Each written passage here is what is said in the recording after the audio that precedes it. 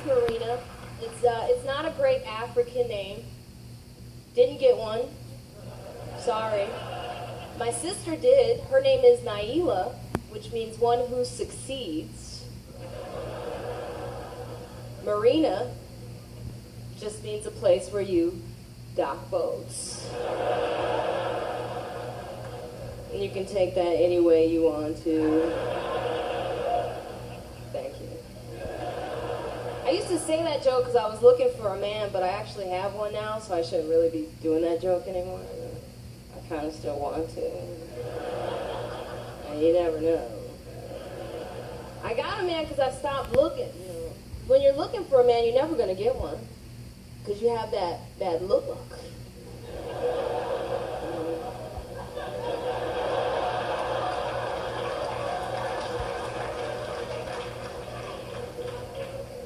Like, where is he? It's almost like a desperate prostitute just on the street, just at that point, just...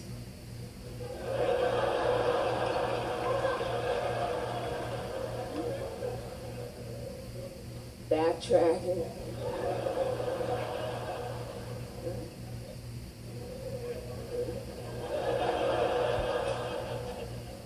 You sure? It's too desperate. A guy can see that a mile away. He's gonna be like, that bitch is crazy. And you get that desperate, and I was. You start looking at losers and thinking, you know what? I can make that work. Cockeyed? I don't care. Because that one eye can see me. It's when you stop looking, that's when you get a guy. When you stop looking, you know that moment actually when you're single and you're enjoying it and you're happy. That's when a man's gonna look at you like, ooh, yeah. How can I destroy her?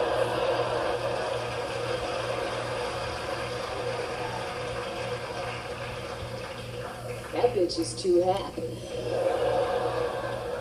I'm gonna take her down. That's how I got my ex. I wasn't focused. He was the laziest man I ever dated. Unbelievable, just lied there. Actually broke my futon. And it's not a hot, sexy story. He was just laying there and it broke. When he jumped up, that was the fastest I ever seen him move. But I made it work. Sometimes you do that. You just stay in a relationship just to be in a relationship. And I made it work. Like, I remember one time we were watching this winter sport on TV called the luge. I had never seen this before. It's basically a winter sport where you just lie there on ice. Somebody kicks you off and you go. I was like, look, baby. Something you could do. And I told him, see, you're a loser.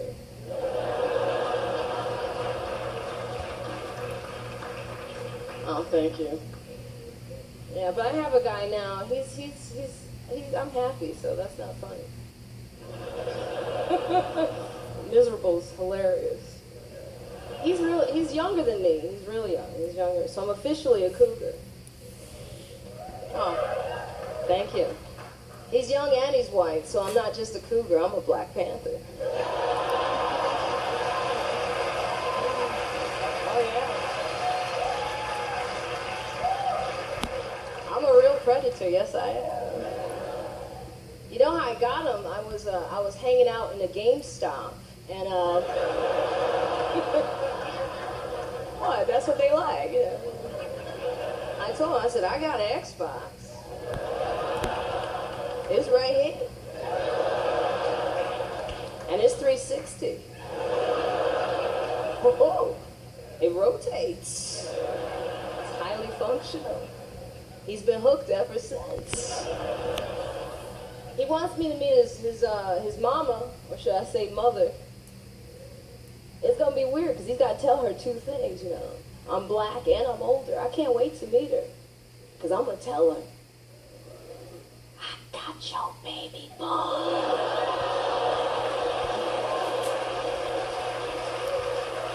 We're gonna make some Obamas up in this bitch. They gonna mix it up.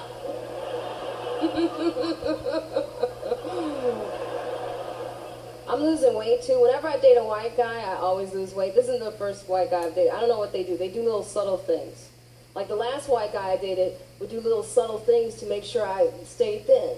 Like he would throw his napkin in my dish before I was done. Think about that. I was eating. He was like, "You finished, bitch." Just threw it right in my plate. I was real thin. It's a good diet. My last guy was Puerto Rican. I actually gained weight. Because Puerto Rican men, they feed you. So nobody else will want you. I was getting big. He was like, "Mommy, that big ass is nice. It could be bigger." I was like, "But I got diabetes."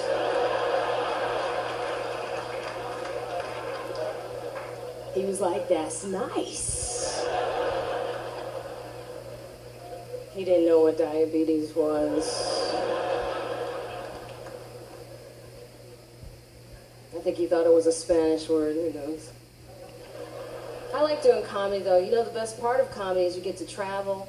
I love it. You know, like I went to Ireland, didn't see a lot of black people, didn't expect to. I saw one black guy and he looked at me like, "Why are you here? Don't ruin my shit. I got it good." I went to England. They got black people there. You know, I had an okay time in England. They didn't really laugh at my jokes. They would just go, "Brilliant."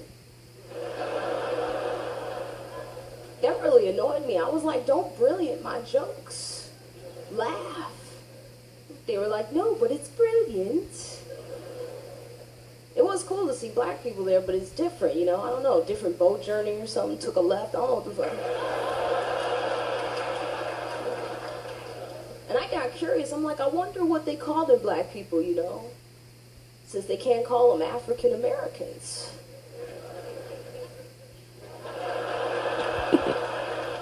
So I asked this one British dude, I was like, excuse me. I'm like, what do you call your black people, huh? He's like, "Oh, we call them niggas."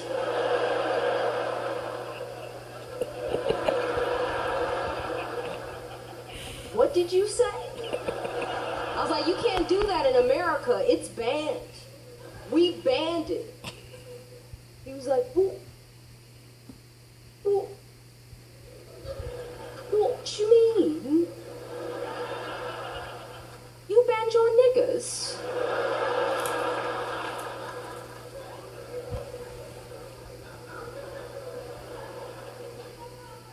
Brilliant.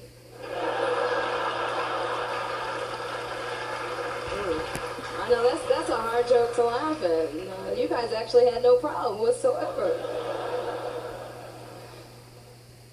I was in South Africa. South Africa was an amazing experience, you know, there were black people. I had a great time, you know. I was on stage. You want to get on stage as a black performer, you want to be like, "I'm home! Woo! Africa! I'm here!" The guy was like, please, don't do that." I was like, "Why not? I'm from Africa." "No." "Yeah." "No." "Yeah, I'm from Africa." "No. You are not from here." "Originally, I'm from Africa." "What is your address?" I was like, damn, good point. Nobody wants us. We're like African Mexican.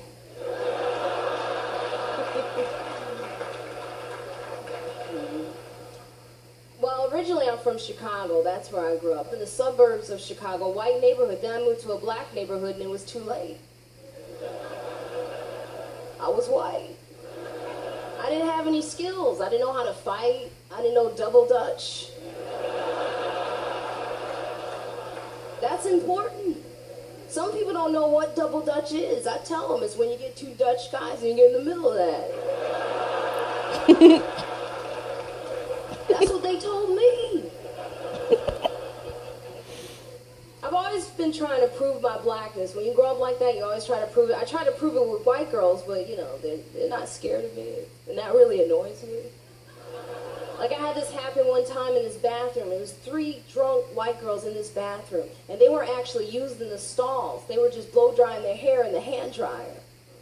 And there's a long line of women waiting for this bathroom, as always. I'm at the front of the line. So I bogart my way in. I'm like, what are you doing? I go to the actual stall, you know, and I hear the girl, as I'm inside the stall, I hear the girl go, we should probably leave so she could stop her bitching. So I opened the door to the stall, and I was like, excuse me? I mean, I pulled my pants up first, because that would have been nasty. Or hot, depending on what you like. But I was like, excuse me? What did you say? And she looked at me and she said, I said, we should probably leave so you could stop your bitching. Okay. And I closed the door back to the stall. Because she did answer my question.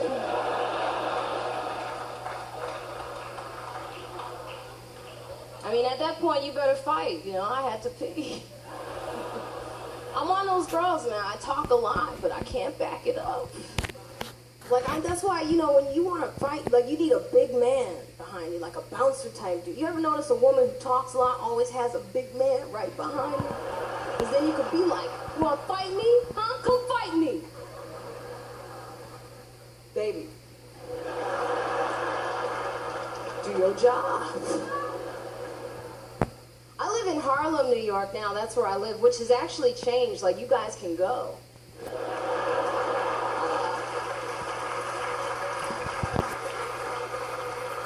There are white people there, and you can tell, because we got like 3 Starbucks, salad. White people bring salad. That's nice. The first time I saw a ripe tomato, I was like, ooh, they coming.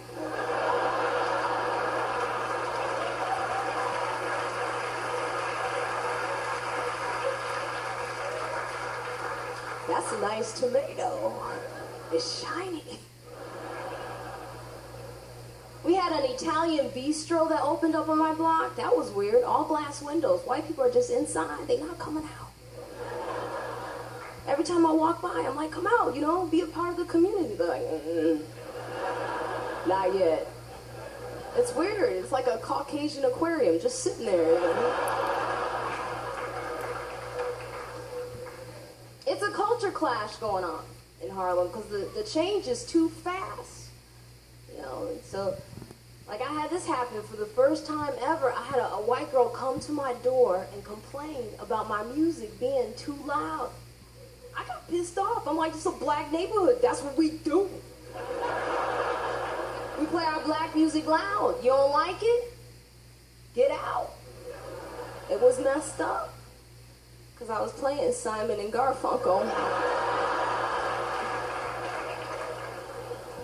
I learned to mind my business, you know. New York is the mind your business capital of the world. It really is. Like, I had this happen one time on the street. I saw this woman yelling at this child on the street really bad, and I said something, and I should have just minded my business, you know. Like, I would love to have kids. I would, but I've seen some of these mothers, and they look like they have lost their minds.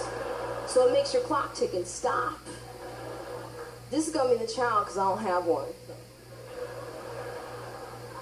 This would have been a Dutch child, but I got a child. Anyway, she just yelled at this child. She was like, get your ass over here. I said, get your black ass over here. Get it over here. Now what the hell you crying for? Shut it up. I said, shut it up. I'll pop you in your mouth. Stop calling me mom. I looked at her. I was like, oh my God, you don't talk to a child like that. She looked at me. She was like, what the hell you looking at, huh? You want to raise my child?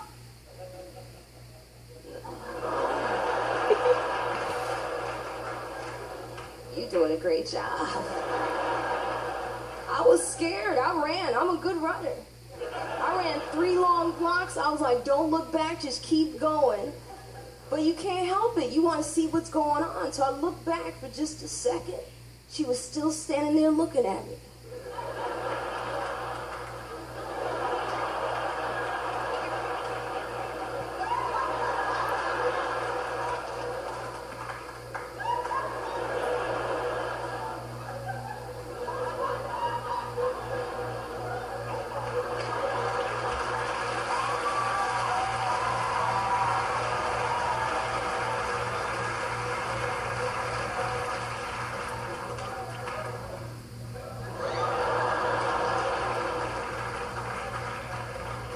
Thank you so much. Thank you.